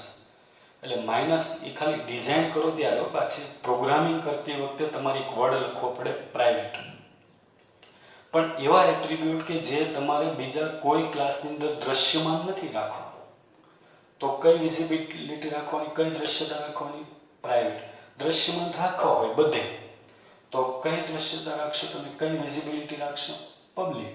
હવે ખરેખર પબ્લિક, પેકેજ, પ્રોટેક્ટેડ, પ્રાઇવેટ, આ 4P 4P વિશે આપણે 8મા ચેપ્ટરમાં ડિટેલમાં વિથ પ્રેક્ટિકલ કોન્સેપ્ટ સાથેનો અભ્યાસ કરીશું. એટલે અત્યારે આપણે એમાં ડિટેલમાં ડિસ્કશન કરવાની જરૂર નથી. ખાલી અત્યારે એટલું યાદ રાખો કે દ્રશ્યતા માટે કેટલા ચિહ્નો હોય તો કે 4. અંગત દ્રશ્યતા હોય તો માઇનસ, જાહેર દ્રશ્યતા હોય તો પ્લસ, સુરક્ષિત દ્રશ્યતા હોય તો હેશટેગ અને પેકેજ હોય તો ટાઇલ સાઇન. તો દ્રશ્યતા શું છે સમજ પડી, થોડો ઘણો કોન્સેપ્ટ ક્લિયર થાય તોય ચાલશે. કેમ કે દ્રશ્યતા વિશે આપણે છે ને પ્રેક્ટિકલ કોન્સેપ્ટ આખો શીખવાનો છે ચેપ્ટર 8માં. પણ જ્યારે તમે ક્લાસ ડાયાગ્રામની ડિઝાઇન કરો ત્યારે તમારે કોઈ એટ્રીબ્યુટને અંગત રાખવું હોય તો આગળ કઈ સાઇન મૂકી દેવાની? માઇનસ. હમણાં મેં તમને જે ક્લાસ ડાયાગ્રામની આકૃતિ બતાવી એમાં ખબર બર્થ ડેટને આગળ માઇનસ હતું. એનો અર્થ શું થયો તો કે બર્થ ડેટ ફિલ્ડને આપણે કેવું રાખ્યું, એટ્રીબ્યુટને કેવું રાખ્યું? અંગત રાખ્યું, જે બીજા કોઈ ક્લાસની અંદર દ્રશ્યમાં ન હોય. અને સૌથી અગત્યની વસ્તુ કે જે દ્રશ્યમાં ન હોય ને બીજા ક્લાસની અંદર, એટલે એનો અર્થ એવો થયો કે એ એટ્રીબ્યુટ સુરક્ષિત છે. કેમ કે બીજે દ્રશ્યમાન ન હોય તો બીજે ક્યાંથી એક્સેસ ન કરી શકે, અને એક્સેસ ન કરી શકો એટલે એ સુરક્ષિત હોય, એમાં તમે ફેરફાર ન થઈ શકે. એટલે સુરક્ષા માટે પણ આની જરૂર પડે. આપણે દ્રશ્યતા વિશે હવે પછીના પ્રકરણમાં અભ્યાસ કરીશું. નેક્સ્ટ આપણે જોઈએ ક્લાસ ડાયાગ્રામની અંદર એટ્રીબ્યુટ સામાન્ય રીતે ચલનો નિર્દેશ કરે. સૌથી અગત્યનું વાત કે તમે જેટલા એટ્રીબ્યુટ લો ને ક્લાસની અંદર, તમે જ્યારે ક્લાસની ડિઝાઇન કરો છો ત્યારે જે એટ્રીબ્યુટ લો છો, જ્યારે પ્રોગ્રામ બનાવો ત્યારે જે એટ્રીબ્યુટ લીધા હોય એને ચલ તરીકે લેશો તમે, એટલે કે વેરિયેબલ તરીકે તમે એને ત્યારે ડિક્લેર કરશો. ડેટા ટાઈપ અને તેની પ્રારંભિક કિંમત પ્રોગ્રામની શરૂઆતમાં કયા પ્રકારનો ડેટા સંગ્રહ કર્યો છે અને તેની કિંમત શું છે તેનો નિર્દેશ કરે છે. ડેટા ટાઈપ એટલે શું? which type of data you want to store is called data type. તમે કયા પ્રકારના ડેટા સંગ્રહ કરવા ઈચ્છો છો. ધારો કે નામનું એટ્રીબ્યુટ છે, નેમ નામનું એટ્રીબ્યુટ, તો એની અંદર શાબ્દિક ડેટા સંગ્રહ થાય તો એની ડેટા ટાઈપ કઈ લેવાની હોય? સ્ટ્રિંગ. હવે તમે ધારો કે રોલ નંબર નામનું ફિલ્ડ લ્યો છો તો એની અંદર કઈ ડેટા ટાઈપ આવશે તો કે નંબર. એટલે નંબર બે ટાઈપના આવે, ઇન્ટીજર આવે અને ફ્લોટ આવે. પર્સન્ટેજ હોય તેમાં ફ્લોટ ડેટા ટાઈપ લેવી પડે, અને માર્ક્સ હોય તેમાં ઇન્ટીજર, રોલ નંબર હોય તેમાં ઇન્ટીજર. એટલે ડેટા ટાઈપ કયા પ્રકારનો ડેટા સંગ્રહ કરો છો તેનો નિર્દેશ કરે. અહીં જોઈ શકાય છે કે માત્ર એટ્રીબ્યુટ નેમ જ ફરજિયાત છે અને અન્ય તમામ બાબત વૈકલ્પિક છે. એટલે ક્લાસ ડાયાગ્રામની અંદર જે વચ્ચેનો ભાગ છે જેમાં એટ્રીબ્યુટના નામ લખવાના હોય એમાં માત્ર ફરજિયાત વસ્તુ કઈ છે? Attribute name. બાકી બધી વસ્તુ કેવી છે? વૈકલ્પિક છે. લખો તોય ચાલે, ન લખો તોય ચાલે. એટ્રીબ્યુટ ઘોષિત કરવા માટે નીચે કેટલાક ઉદાહરણ આપેલા છે. એટલે તમે એટ્રીબ્યુટ લખો તો એના આ ઉદાહરણ જુઓ. આ રીતના લખી શકો, નેમ નામનું એટ્રીબ્યુટ અને કોલન કરીને એની ડેટા ટાઈપ શું લખી? સ્ટ્રિંગ. સ્ટ્રિંગ એટલે set of character is called string. અક્ષરોના સમૂહને સ્ટ્રિંગ કહેવાય. પછી બેલેન્સની ડેટા ટાઈપ આપણે ફ્લોટ આપી. બેલેન્સ હંમેશા પૂર્ણાંક સંખ્યામાં પણ હોઈ શકે અને પૂર્ણાંકમાં હોય, એટલે ડેટા ટાઈપ ફ્લોટ લખો. ફ્લોટ લખો એટલે પૂર્ણાંક સંખ્યા સંગ્રહ કરે અને અપૂર્ણાંક સંખ્યા પણ સંગ્રહ કરે. જો ઇન્ટીજર લીધું હોય તો અપૂર્ણાંક સંખ્યા સંગ્રહ કરે નહીં, અને બેલેન્સ હંમેશા અપૂર્ણાંકમાં પણ હોય છે. તો અને એને આગળ માઇનસ લખ્યું. એનો અર્થ એવો છે કે બેલેન્સ આપણે કેવું રાખવું છે? પ્રાઇવેટ રાખવું છે, અંગત રાખવું છે. અહીંયા ઇનિશિયલ વેલ્યુ પણ આપણે આપેલી છે ઇક્વલ ટુ કરીને 0.0. તો આ રીતના તમે એટ્રીબ્યુટ લઈ શકો. હવે નેક્સ્ટ આપણે વાત કરીએ ક્લાસ ડાયાગ્રામની અંદર, તો UML ની સંકેત લિપિમાં કોઈ કાર્યને નીચે જણાવેલી વાક્ય રચના વાપરીને જણાવી શકે. કાર્ય એટલે શું થાય? ઓપરેશન્સ. હવે હું તમને ફરીથી રિપીટ કરું કે ક્લાસ ડાયાગ્રામની આકૃતિ કેટલા ભાગમાં વહેંચાયેલી હોય? 3 ભાગમાં. સૌથી ઉપર શું હોય? ક્લાસનું નામ. વચ્ચેના ભાગમાં શું હોય? એટ્રીબ્યુટના નામ. હમણાં આપણે શું શીખી ગયા? એટ્રીબ્યુટ કઈ રીતના લખશો એની વાક્ય રચના આખી આપણે શીખી ગયા. હવે આપણે જે સૌથી નીચેનો ભાગ જોવાનો છે, જેને ઓપરેશન કયો અથવા બિહેવિયર કયો અથવા મેથડ કયો, એની વાક્ય રચના જો તમે એ વાક્ય રચના તમારે ધ્યાનમાં રાખી અને તમારે વચ્ચેનો ભાગ આખો લખવાનો. લાસ્ટ સૌથી નીચેનો ભાગ, એમાં વિઝિબિલિટી છે એ ઓપ્શનલ છે, બાકી બધું કમ્પલસરી છે. મેથડનું નામ લખવાનું હોય તમારે, અને સાદા કાઉન્ટ્સની અંદર તમારે પેરામીટરનું લિસ્ટ લખવાનું હોય, અને એક કરતાં વધારે પેરામીટર હોય તેને કોમાથી સેપરેટ કરવા પડે. પછી કોલન કરવાનું, અને કોલન કર્યા પછી તમારે એની ડેટા ટાઈપ લખવાની હોય. તો આ જે સૌથી નીચેનો ભાગ છે ક્લાસ ડાયાગ્રામના સૌથી નીચેનો ભાગ કે જેમાં ઓપરેશન હોય અથવા એને બિહેવિયર કહો તોય ચાલે અથવા એને મેથડ કહો તોય ચાલે, એ આ વાક્ય રચના ધ્યાનમાં રાખીને તૈયાર કરવાનું. એટલે એમાં વિઝિબિલિટી છે ઓપ્શનલ પાર્ટ છે, કેમ કે શેમાં લખ્યું છે? ચોરસ કૌંસમાં. કોણીય બ્રેકેટમાં લખ્યો હોય એટલે કોણીય કૌંસમાં લખ્યો એન્ગ્યુલર બ્રેકેટમાં, એ કેવું હોય? ફરજિયાત હોય. પણ ચોરસ કૌંસમાં લખ્યું એ કેવું હોય? વૈકલ્પિક હોય. અને આ વાક્ય રચના પ્રમાણે તમારે નીચેનો જે ભાગ છે એ લખવાનો હોય. વિનિયોગના અમલ દરમિયાન ઓબ્જેક્ટ તેના સ્ટેટ વડે રજૂ કરવામાં આવે છે. આ રીતે ઓબ્જેક્ટ ચલિત હોય. ઓબ્જેક્ટ કોનાથી રજૂ કરવામાં આવે? જ્યારે તમે ઓબ્જેક્ટ રજૂ કરો ત્યારે એની કિંમતથી રજૂ થતા હોય. સ્ટેટ એટલે કિંમત થાય, લાક્ષણિકતાની કિંમત. એટલે ઓબ્જેક્ટ કેવા હોય? સૌથી અગત્યનું વાક્ય પરીક્ષામાં પૂછાયું. ઓબ્જેક્ટ ડાયનેમિક હોય, ચલિત હોય. નેક્સ્ટ આપણે જોઈએ હવે તો એક સૌથી અગત્યની વસ્તુ કે આ ક્લાસ ડાયાગ્રામનું ઉદાહરણ. અહીંયા જો ક્લાસ ડાયાગ્રામનું ઉદાહરણ આપ્યું છે. એક પર્સન નામનો ક્લાસ છે, એની અંદર બે ઓબ્જેક્ટ છે, P1 નામનો ઓબ્જેક્ટ અને P2 ઓબ્જેક્ટ. તો ઓબ્જેક્ટ હોય એટલે લાક્ષણિકતા બંનેની કેવી હશે? સમાન. કેમ કે સમાન લાક્ષણિકતા ધરાવતા ઓબ્જેક્ટના સમૂહને શું કહેવાય? ક્લાસ. પણ લાક્ષણિકતાની કિંમત અહીંયા કેવી હશે? અલગ અલગ. અહીંયા જે નામ છે પર્સનનું એ ડૉક્ટર મીરા છે અને અહીંયા જે નામ છે એ પ્રોફેસર શ્યામ છે. તો એમ નિયમ લાક્ષણિકતા સમાન છે પણ એની કિંમત કેવી છે? અલગ અલગ છે. પણ સૌથી અગત્યની વસ્તુ અહીંયા એ છે કે અહીંયા ક્લાસનું નામ પર્સન છે અને પર્સન ક્લાસની અંદર ઓબ્જેક્ટ કેટલા છે? બે. કયા બે ઓબ્જેક્ટ છે? P1 અને P2. એટલે ક્લાસ ડાયાગ્રામની એક સિમ્પલ રીતે તમને આકૃતિ સમજાવેલી છે. પણ એક સવાલ પણ પૂછાય, જે થિયરિટિકલ ક્વેશ્ચન છે, જે ઇમ્પોર્ટન્ટ ક્વેશ્ચન એવું પૂછાય કે પર્સન ક્લાસનો P1 ઓબ્જેક્ટ એનો નિર્દેશ ક્લાસ ડાયાગ્રામમાં કઈ રીતના થાય? પર્સન ક્લાસનો P1 ઓબ્જેક્ટ તો એનો નિર્દેશ કઈ રીતના કરશો? પર્સન કોલન P1 કે P1 કોલન પર્સન? તો કઈ રીતના આવશે? P1 colon person. એટલે કે P1 કોનો ઓબ્જેક્ટ છે? Person class. P2 કોનો ઓબ્જેક્ટ છે? પર્સન ક્લાસનો. કોઈ પણ કમ્પ્યુટર પ્રોગ્રામ. હવે એક વસ્તુ અગત્યની, આપણે અહીંયા આ ચેપ્ટરનો જે કોન્સેપ્ટ છે છોકરાઓ, ચેપ્ટર 6 ઓબ્જેક્ટ આધારિત ખ્યાલ. કોઈ પણ ભાષા છે એને ઓબ્જેક્ટ આધારિત પ્રોગ્રામિંગ ભાષા ક્યારે કહેવાય? તો એ ઓબ્જેક્ટના કેટલા ગુણધર્મ ધરાવતી હોય? 4. ઓબ્જેક્ટના 4 ગુણધર્મ ધરાવે. Abstraction, polymorphism, inheritance, encapsulation. આ 4 ગુણધર્મ ધરાવતી કોઈ પણ ભાષા હોય તો એની કેવી ભાષા કહેવાય? ઓબ્જેક્ટ આધારિત પ્રોગ્રામિંગ ભાષા. તો હવે પછીના લેક્ચરમાં 6થા ચેપ્ટરમાંથી આપણે ખાલી 4 ગુણધર્મ શીખવાના છે કે એન્કેપ્સ્યુલેશન એટલે શું, પોલિમોર્ફિઝમ એટલે શું, એબ્સ્ટ્રેક્શન એટલે શું અને ઇનહેરિટન્સ એટલે શું. આ 4 ગુણધર્મ શીખી લઈએ એટલે ચેપ્ટર 6 આપણું કમ્પ્લીટ થશે. Thank you.